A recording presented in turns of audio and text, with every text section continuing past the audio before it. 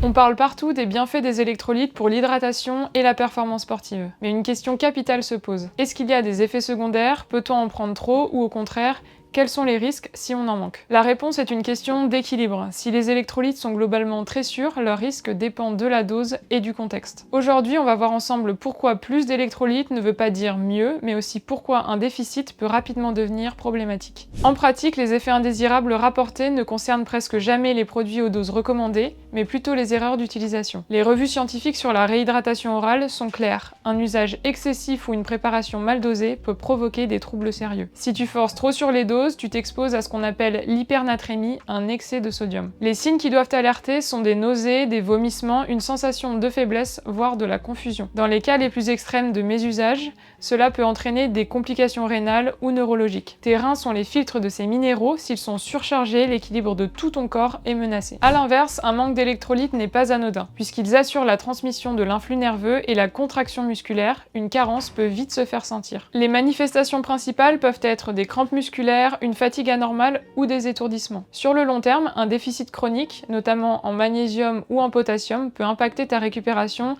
et ton énergie globale. Alors, faut-il en prendre tous les jours? Pour la plupart des gens, la réponse est non. Si tu as une activité modérée et qu'il ne fait pas trop chaud, l'eau suffit amplement grâce aux minéraux de ton alimentation. Les électrolytes deviennent réellement pertinents dans des contextes spécifiques où les pertes sont accélérées. En cas d'effort prolongé ou intense, lors de fortes chaleurs avec une transpiration abondante, ou en cas de perte hydrique importante comme lors d'épisodes de diarrhée ou de vomissements. C'est dans ces moments de besoin accru que la supplémentation prend tout son sens pour éviter la carence en minéraux. En résumé, respecte les doses et écoute ton corps. Le danger réside autant dans l'excès inutile que dans l'oubli de compenser tes pertes réelles. Et toi, dans quelle situation as-tu remarqué que l'eau seule ne te suffisait plus pour rester performant?